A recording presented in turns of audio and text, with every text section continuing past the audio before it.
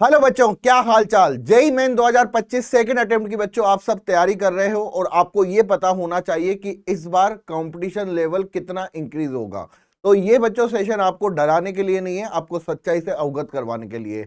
अगर आपने अभी तक चैनल को सब्सक्राइब नहीं किया तो चैनल को सब्सक्राइब कर लीजिएगा।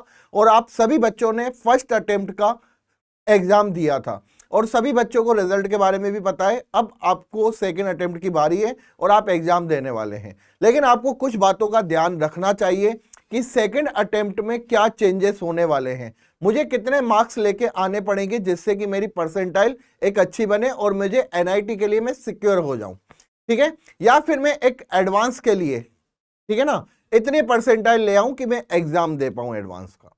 तो आज के सेशन में बच्चों बहुत कुछ बताऊंगा। सबसे पहले हम बात करेंगे कुछ आंकड़ों पर, एनटीए का जो अपडेट है। अगर मैं यहां पे बात करूं तो लगभग 16 लाख, अगर यहां पे लगभग 16,50,000 बच्चे यूनिक कैंडिडेट है, ठीक है ना, 16,50,000। अगर मैं यहां पे बात करूं 12,58,000 बच्चों ने फर्स्ट अटेम्प्ट का एग्जाम दिया था और 2.5 लाख से ज्यादा बच्चों ने इस बार जो फर्स्ट अटेम्प्ट में एग्जाम नहीं दे पाए थे उन बच्चों ने फॉर्म फिल किया है। अगर मैं 12,58,000 बच्चों की बात करूं, इनमें से बच्चों सेकंड अटेम्प्ट में कितने बच्चे बैठते हैं, लगभग 75 to 80% बच्चे बैठते हैं। काफी बच्चे होते हैं जिनको ऐसा लगता है कि मेरी परसेंटाइल सेफ आ चुकी है, अब मुझे सेकंड अटेम्प्ट देने की जरूरत नहीं है, एडवांस के एग्जाम की तैयारी करने लग जाते हैं। तो सबसे पहले तो बच्चों मैं आप सभी को कहूंगा जितने भी बच्चों ने फॉर्म फिल किया है वो एग्जाम जरूर दे। अब यहां पे अगर मैं बात करूं 12,58,000 में से जो यूनिक कैंडिडेट होने वाले हैं, जो इन्होंने फर्स्ट अटेम्प्ट भी दिया था, वो लगभग होने वाले हैं 9.5 लाख, और जो इस बार एग्जाम देने वाले हैं फर्स्ट टाइम वो लगभग 2.5 लाख बच्चे हैं। तो यहाँ पे बच्चों लगभग 11 लाख 11.5 लाख बच्चे ऐसे होंगे, या मैं कहूँ 11,25,000 या 11,15,000 बच्चे ऐसे होंगे जो सेकेंड अटेम्प्ट का एग्जाम देने वाले हैं। बिल्कुल बच्चों, आपको यहाँ पे मैंने बता दिया कि जो सेकेंड अटेम्प्ट का एग्जाम देंगे वो कितने बच्चे हैं, 11 लाख लगभग 15,000। अब इनमें से जो यूनिक कैंडिडेट है वो लगभग 2.5 लाख है, लेकिन यहां पे अगर मैं बात करूं जिन्होंने फर्स्ट एंड सेकंड अटेम्प्ट दोनों देने वाले हैं वो कितने हैं, लगभग 9 लाख या 9.5।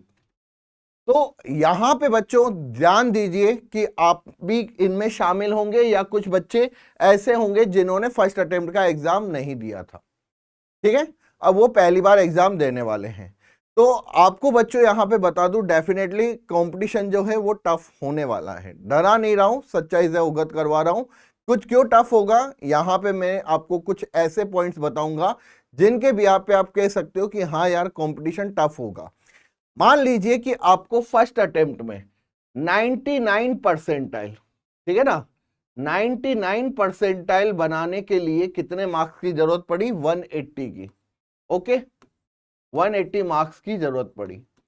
ये सेम बच्चों अगर पेपर का लेवल हो और सेकेंड अटेम्प्ट में ऐसा पेपर आए तो आपको 99 परसेंटाइल बनाने के लिए लगभग 195 मार्क्स की रिक्वायरमेंट पड़ेगी। जी हां बच्चों, सेम परसेंटाइल पे 15 से 20 मार्क्स इंक्रीज होते हैं, हमेशा ध्यान रखना। जो आपने एफर्ट फर्स्ट अटेम्प्ट में मारा था जितनी परसेंटाइल के लिए, आपको उससे ज्यादा एफर्ट की जरूरत पड़ेगी सेकंड में। क्यों ऐसा होता है, इसके बेटा 3 मेजर पॉइंट है, और भी चीजें हैं लेकिन जो 3 मेजर पॉइंट है, ठीक है ना। यहां पे अगर मैं बात करूं, काफी बच्चों को फर्स्ट अटेम्प्ट में ऐसा लगता है कि यार मेरे पास दूसरा मौका है, तो वो उस जोश के साथ उस कैलिबर के साथ नहीं उतरते हैं मैदान में या फर्स्ट अटेम्प्ट नहीं देते हैं जितना उनमें अंदर उत्साह, या मैं कहूंगा कि एक कैलिबर होता है कि नहीं यार मुझे तो एग्जाम देना है। क्योंकि बच्चों को पता होता है कि मेरे पास सेकंड मौका है तो ठीक है, चलिए बच्चा देगा एग्जाम, नहीं भी देगा तो उसको चलेगा, ठीक है। तो यहां पे बच्चों आप देख रहे होंगे सेकंड अटेम्प्ट के बाद बच्चों को मौका नहीं मिलता, फर्स्ट अटेम्प्ट के बाद मौका होता है, तो उस एफर्ट को 100% ये यूटिलाइज नहीं करते हैं। सबसे पहला, आप में से भी काफी बच्चे होंगे जिनको ऐसा लगता है कि यार मेरे पास दूसरा मौका है तो मैं इसको ठीक है देके आ जाता हूं एग्जाम्स को, बाद में तो कर ही लूंगा। अगर मैं यहां पे सेकंड पॉइंट जो कि बहुत ही मेजर पॉइंट है कि बोर्ड एग्जाम आपके फिनिश हो जाते हैं। सेकंड अटेम्प्ट का जब आप एग्जाम देते हो तो बच्चों आपके बोर्ड्स के एग्जाम फिनिश होते हैं, ताज़ा ताज़ा मेमोरी होती है, सब कुछ पढ़ रखा होता है आपने, ठीक है। फर्स्ट अटेम्प्ट में आपको बोर्ड्स की टेंशन्स होती है, आपका सिलेबस कंप्लीट नहीं होता है, ठीक है, सारा बच्चों का ध्यान बोर्ड्स पे होता है। तो यहाँ पे बच्चों ये एक मेजर मैं कहूँगा कि होता है कि बच्चों बोर्ड को फिनिश करने के बाद जब एग्जाम देते हैं तो काफी जोश के साथ, काफी कैलिबर के साथ एग्जाम को फिनिश करते हैं। यहाँ पे बच्चों जो तीसरा रीजन है, काफी बच्चे ऐसे होते हैं जिनका सिलेबस दिसंबर या जनवरी तक कंप्लीट नहीं होता। वो बच्चे क्या करते हैं, यही सोचते हैं कि चलो ठीक है, इस बार सिलेबस कंप्लीट नहीं था, लेकिन अप्रैल में मैं पहले ही सिलेबस को कंप्लीट करके देन मैं एग्जाम दूंगा। तो यहाँ पे कुछ बच्चों का जो सिलेबस छूटा हुआ होता है, हो सकता है कि 1 चैप्टर, 2 चैप्टर, 5 चैप्टर, जितने भी चैप्टर छूटे हुए हो, कहीं ना कहीं उसका फायदा मिलता है बच्चों को सेकेंड अटेम्प्ट में।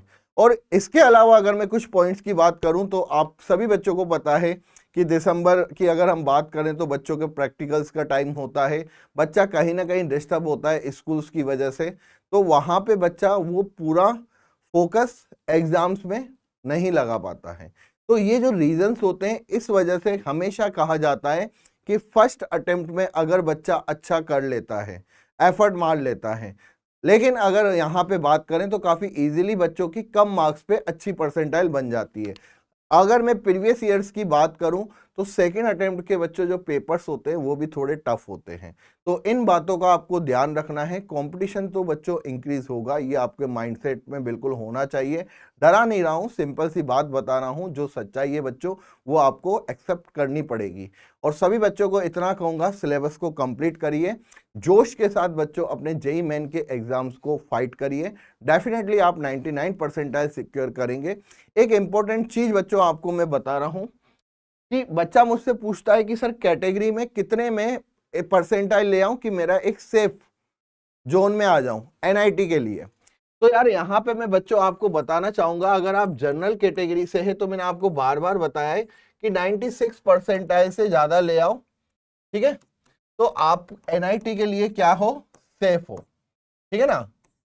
एनआईटी के लिए अगर आपको सेफ होना है तो आपको कम से कम इतनी परसेंटाइल लानी पड़ेगी। अगर आप ईडब्ल्यूएस कैटेगरी से हैं तो आपको 95.5 परसेंटाइल लानी पड़ेगी, या उससे ज्यादा हो तो और अच्छी बात है। यहाँ पे आपको मैं पहले ही बता दूं कि टॉप एनआईटी आपको नहीं मिलेगा, या टॉप का आपको ब्रांच नहीं मिलेगा, सिर्फ आपको एनआईटी का टैग मिलेगा। अगर आप ओबीसी कैटेगरी से हो तो ओबीसी में बच्चों आपको लाना पड़ेगा 94.5 परसेंटाइल भी चल जाएगा, ठीक है ना, इसमें आपको मिल जाएगा एनआईटी। अगर मैं एससी एसटी की बात करूं तो मैं सिंपल सा कहना चाहूंगा, एससी एसटी में अगर आपके 90 परसेंटाइल आ जाते हैं, इसको मैं 92 तक भी ले जाने की कोशिश करूंगा, ठीक है ना।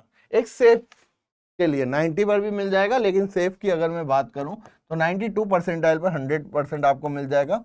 और पीडब्ल्यूडी की अगर हम बात करें तो 65 परसेंटाइल पर बच्चों को एनआईटी मिल जाता है, उससे कम पे भी मिल जाएगा, लेकिन एक सेफ स्कोर की बात कर रहा हूं। तो यहाँ पे बच्चों एनआईटी के लिए आपको इतनी परसेंटाइल सिक्योर करनी पड़ेगी। आई होप आपको ये मेरा सेशन काफी अच्छा लगा होगा, कमेंट्स करके जरूर बताइएगा बच्चों। और नेक्स्ट सेशन आपको किसकी जरूरत है मुझे कमेंट्स करिएगा।